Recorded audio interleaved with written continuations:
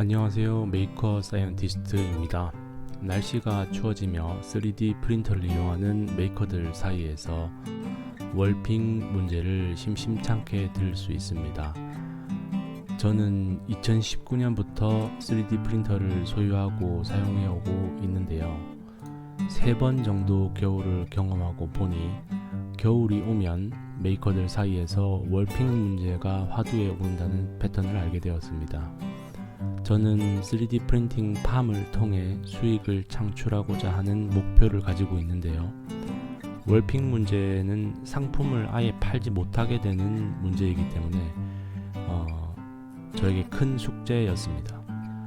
월핑 문제를 다루기 힘들게 만드는 한 가지 요인은 1년에 아주 추운 날에만 잠깐 발생한다는 것입니다. 여름에는 잘 발생하지 않습니다. 그렇기 때문에 계속해서 발생하는 문제일 때에 비해서 적극적으로 그 문제를 타개할 의지가 잘 생기지 않는 것 같습니다. 또 한 가지 요인은 모두에게 발생하는 문제가 아니라는 것입니다. 챔버가 잘 갖춰진 비싼 프린터의 경우에 잘 발생하지 않을 수 있습니다. 프린터가 가정집 등 난방과 단열이 잘 되는 공간에 있어도 그렇습니다. 그런데 저처럼 가정집이 아닌 건물에 3D 프린팅 팜을 꾸린 경우에는 발생하곤 합니다. 취미로 3D 프린팅을 하시는 경우에는 이 시기를 잠깐 쉬시기도 하지만 저는 수익을 창출해야만 했기에 2021년 세 번째 맞은 겨울에는 월핑 문제를 꼭 해결해야 했습니다. 제가 나름대로 월핑 문제를 해결했던 이야기를 전해드림으로써 저와 같은 문제로 골머리를 앓는 메이커들에게 도움이 되고 저보다 더 경험이 많으신 분들의 조언을 듣고 싶습니다.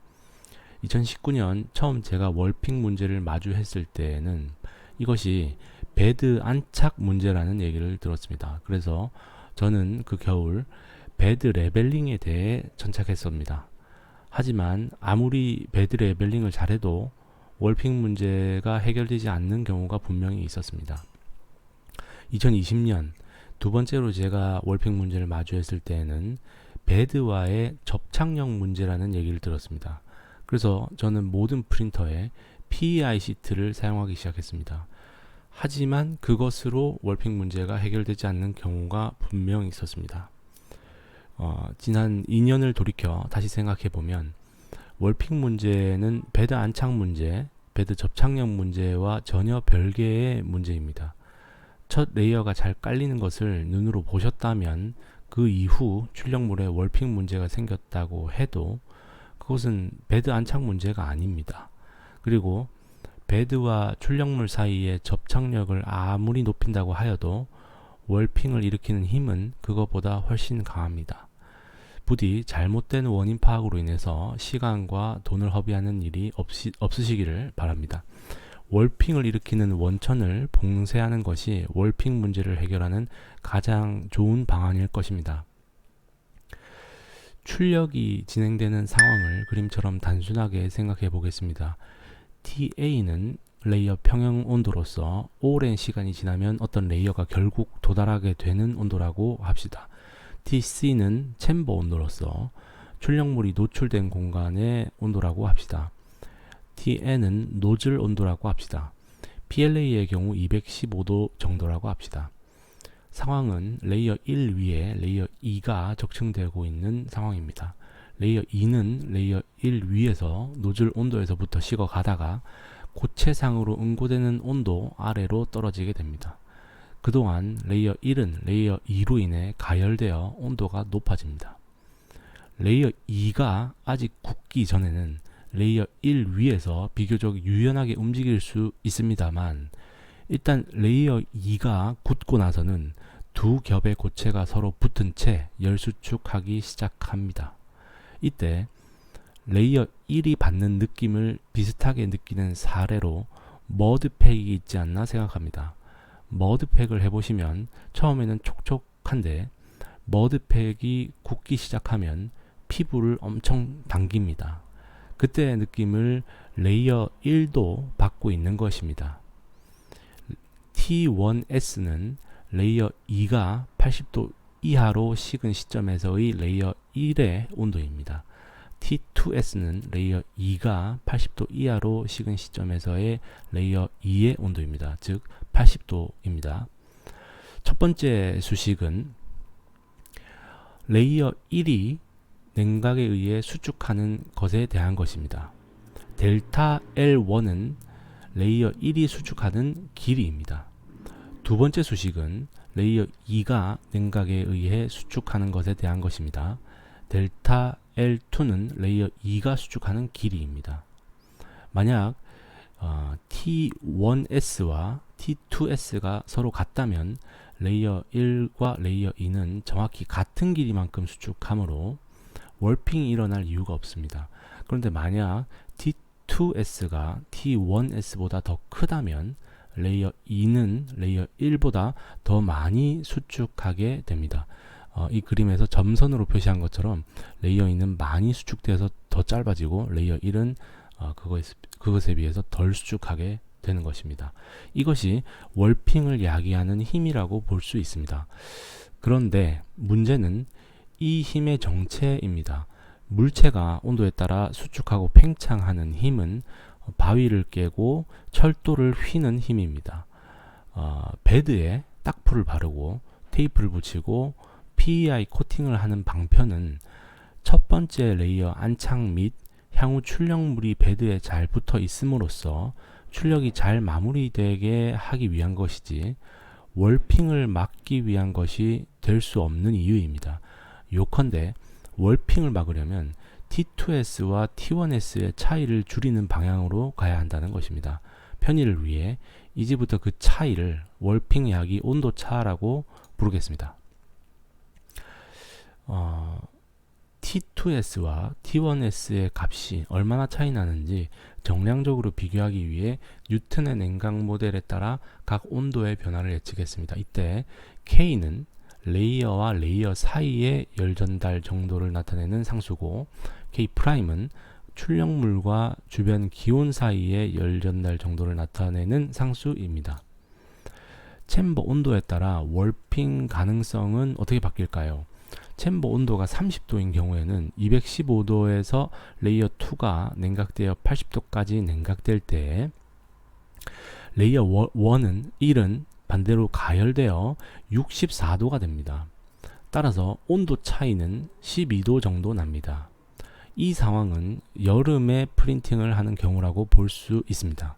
반대로 챔버 온도가 10도인 경우에는 215도에서 레이어 2가 냉각되어 80도까지 냉각될 때에 레이어 1은 가열되어 50도가 됩니다. 온도차가 30도로 늘어납니다.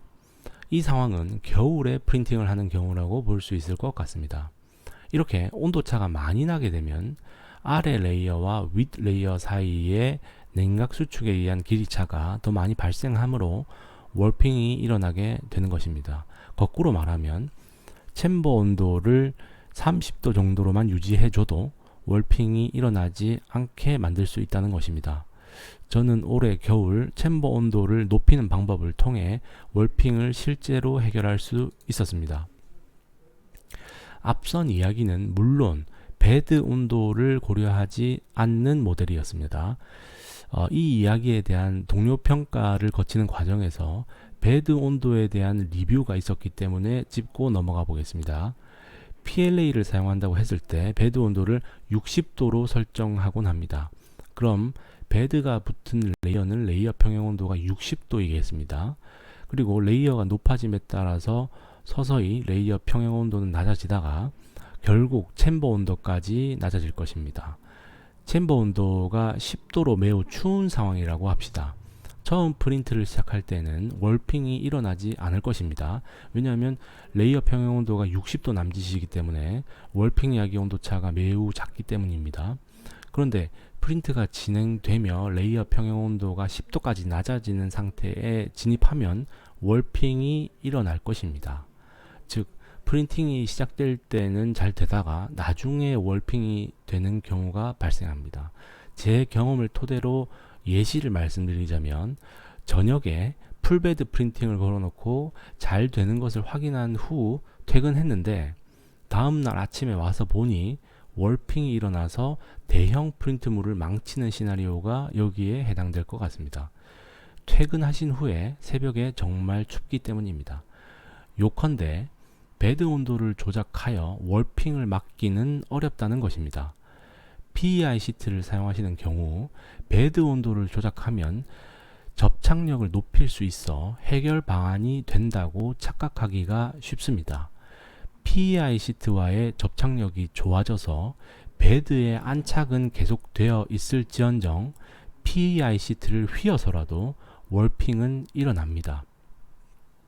이 사진이 그러한 사례를 찍은 사진입니다.